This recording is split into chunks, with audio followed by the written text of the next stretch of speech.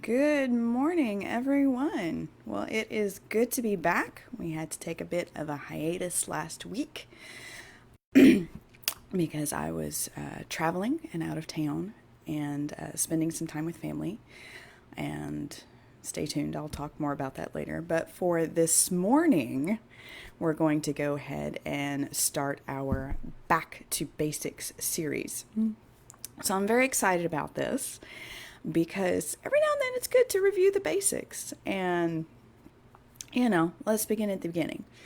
So, what I wanted to talk about this morning is this little beauty right here. This is my diffuser. It's one of my older ones. So, some of the things I'll talk about with it might be a little different from the newer ones, but the concepts are the same. So, what this does is it actually takes water and essential oils. It has a little ultrasonic plate in there, which just vibrates back and forth very quickly. And what that does is that creates a mist that puts the oils into the air so that you can enjoy the benefits of them just by breathing them in. So that's just in general how these diffusers work. All right, so first thing, when you pull your diffuser out of the box, you'll want to find where to put the cord because, of course, they have to be plugged in. So this one, the cord goes back here, and you just plug it in and then plug it into an outlet. On a lot of the newer ones, the plug goes at the bottom. Obviously, this one has a fan down there. But if you have one of the new Desert Mist or Lantern diffusers, which I do have, but it's currently in use, that the plug actually goes down at the bottom. So find where that plug goes in. The next thing you're going to want to do with your diffuser is check the little pamphlet that comes with it and see what kind of water it takes. Most of the newer diffusers will take either tap water or distilled water. This one, being an older diffuser, takes distilled water only. So just double check in your pamphlet on what kind of water your diffuser takes. Also check for the maximum amount of drops of essential oil that your diffuser will take. I do believe this one takes about 8 drops, and the Desert Mist I think is like 10 or 12. Again, it'll have it in your little user manual book, the maximum amount of drops that your diffuser will take. Now, if you're new to diffusing and essential oils, less is always more. So when I first started, I think I diffused like 2 drops of oil, and the only time I did more is if I was blending different oils in my diffuser. In fact, that's still kind of my rule of thumb today. And it just depends what you're comfortable with. But remember, when you're starting out, these are very potent, so less is more.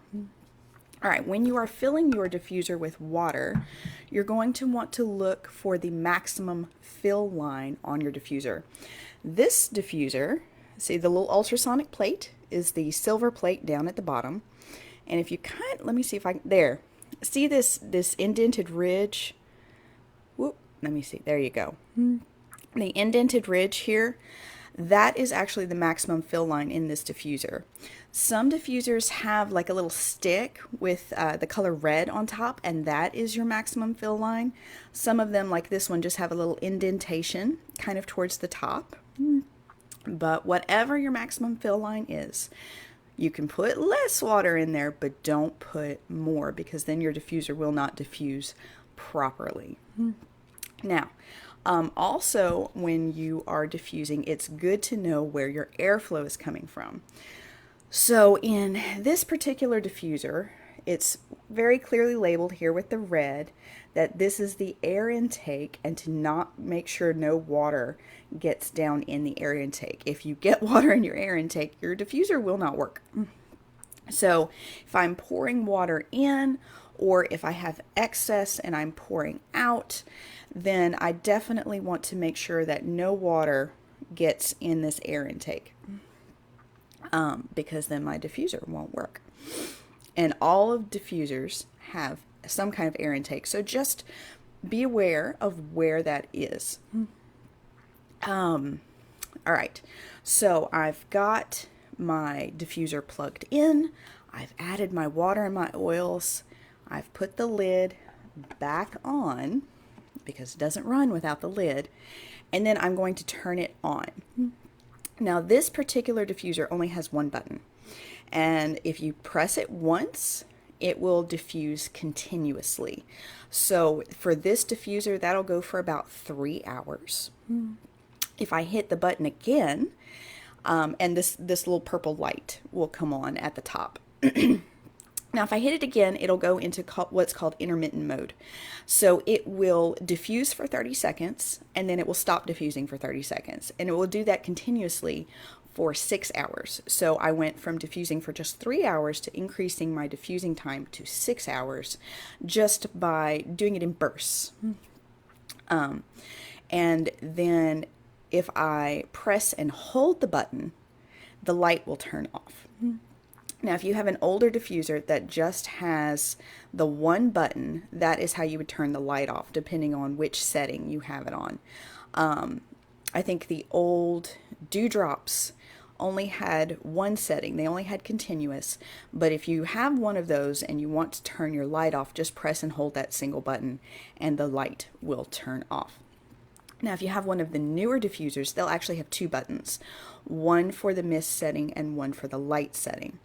And those are really neat. If you've got one of the newer lanterns or Dewdrops or desert mist diffusers, you've got your mist settings, which they have 3 now. So you'll have your high output, which goes about 5 to 6 hours, which is great in larger rooms or if you need more concentrated oils in your air. You have a low setting, which will go 7 to 8 hours. And again, it still goes continuously, but it's not just putting out as much mist, which is great for smaller rooms, or if you don't need as much output, or if you just want your oils to last longer, like say while you're sleeping. And then they also have that intermittent mode where it will run, I think, for a minute. So it'll run for a minute and then cut off for a minute and run for a minute. And those will go for up to 10 hours, which is fantastic. I love that when I found out about it. And then your second button, your light settings, it has so many options. My lantern has like 11 different light options. There's a bright white, a lower white, a candle flicker, a mode where it goes through all the LED colors, and there's like tons of them, or where you can go through the individual color settings. And if you don't want a light, what you would do on that one is once you set your mist where you want it, just press and hold the light button until the light turns completely off. Or you can cycle through all of them until you get to the off. It's really up to you. Pressing and holding is a lot faster. So that's usually the one I recommend. All right. So after you have diffused your oils for whatever, whether you want to uplift the mood in your home or help the air smell better or whatever it is, because of course, depending on what oil you put, that kind of determines what benefits you're getting. Anyway, after you have used your diffuser, if you read your user's manual, it does recommend cleaning after each use and especially in between changing oils.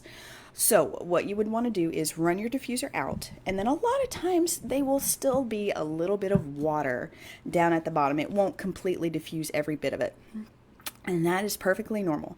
What you're going to want to do is get that last little bit of water out.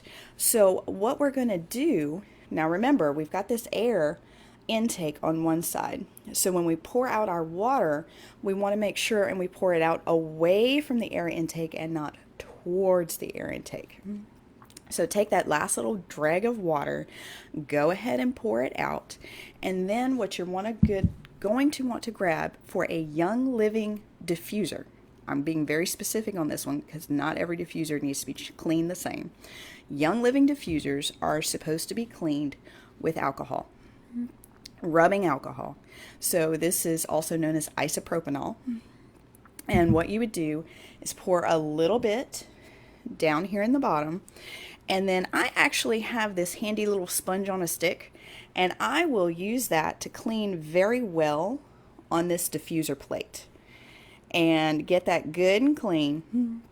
Something that is not going to leave fuzzies. You don't want fuzzies in your diffuser because then it doesn't diffuse properly. But just clean really well. Let that alcohol just swish around really good and then pour it out. Let your diffuser air dry. It's alcohol. It does not take long. And then you're ready to go again. So that is just kind of a basic diffuser 101. Again, this is our Back to Basics series, and I'm just going to talk about different starter things about how we use essential oils and some of the tools that go along with that. Obviously, today was starting with the diffuser, so I hope this has been helpful and informative to you. If you know someone who is brand new to essential oils, thinking about essential oils, or just needs a good refresher, please feel free to share this video. If you have any questions, leave them in the comment section for me, and I will get to those as soon as I can. Thank you so much for joining me. I hope you have a great week, and I will talk to you guys later. Bye.